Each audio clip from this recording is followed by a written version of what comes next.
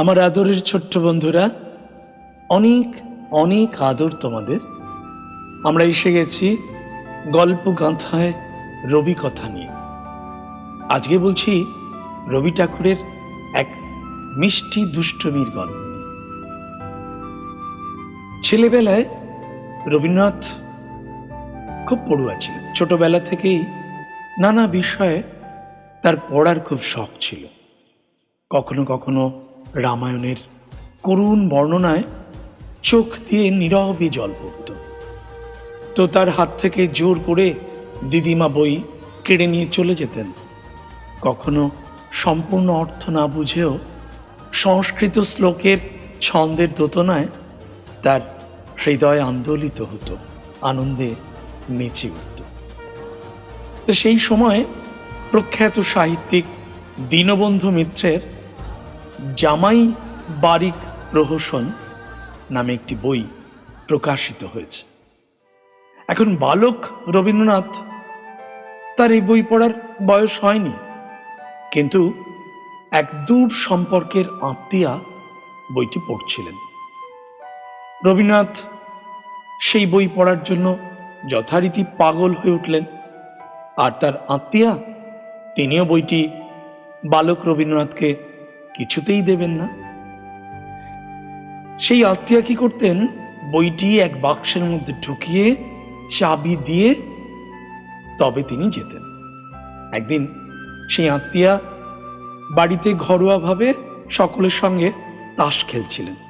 সেই সময় এই সব বড় বড় বাড়িতে মায়েরা, গৃহিণীরা নিজেরা তাস, লুডো এইসব ঘরোয়া খেলার মধ্যে তারা মত্ত থাকত।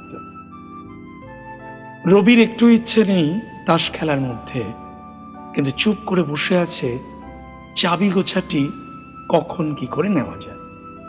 একবার ঠিক পিছন থেকে যেই চাবির গোছাটি খুলতে গেছে, ধরা পড়ে গেল, আর চাবি খোলা গেল না। তাড়াতাড়ি সেই আত্মীয়া করলেন কি, পিঠের আঁচলটি কোলের কাছে নামিয়ে রাখলেন। সুতরাং সামনে থেকে আর চাবি পাওয়া যাচ্ছে না। সেই মহিলার ছিল পান দোক্তা খাওয়ার নেশা। ছোট্ট রবি সেটা জানতেন। তিনি নিজেই সেই আত্মীয়দের জন্য পান দোক্তার ব্যবস্থা করে দিলেন, এনে দিলেন। এবার যেই মুখে পান দোক্তা এলো, মুখে তো পিক আসবেই, থুতু আসবে। সেটা আঁচলের যে চাবি ছিল কোলের উপর, সেটা কোল থেকে আবার গেল আঁচলে। তিনি গেলেন পানের পিক ফেলতে। এবার সন্তর্পণে পিছন থেকে চাবি গেল খোয়া, কিন্তু আত্মীয়া সেই মহিলা টেরই পেলেন না। চুরি বুদ্ধি, বড় বুদ্ধি, যদি না পড়ো ধরা। রবীন্দ্রনাথ সেই চাবির গোছা নিয়ে তোরং বা বাক্স থেকে খুলে সেই বইটি পড়ে আবার চাবির গোছা ফিরিয়ে দিলেন। পরে টের পেয়েছিলেন মহিলা, কিন্তু বকবেন কি? আসলে তার দুর্বলতা, রবির প্রতি তার ভালোবাসা তাকে আর বকতে দেয়নি। তো তিনি নীরবেই সেইটা মনে করে রবির সেই অদম্য জেদের কাছে পরাজিত হয়েও যেন কোনো আনন্দে মশগুল হলেন সেই মহিলা।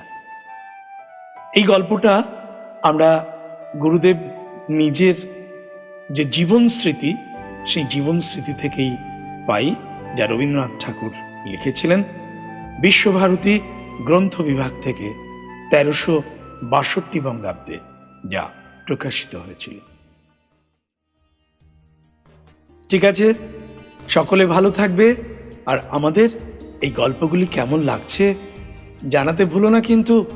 আর একটা ছোট্ট লাইক নিশ্চয়ই তোমরা দেবে। সবাই ভালো থেকো। আজ তবে আসি, টাটা।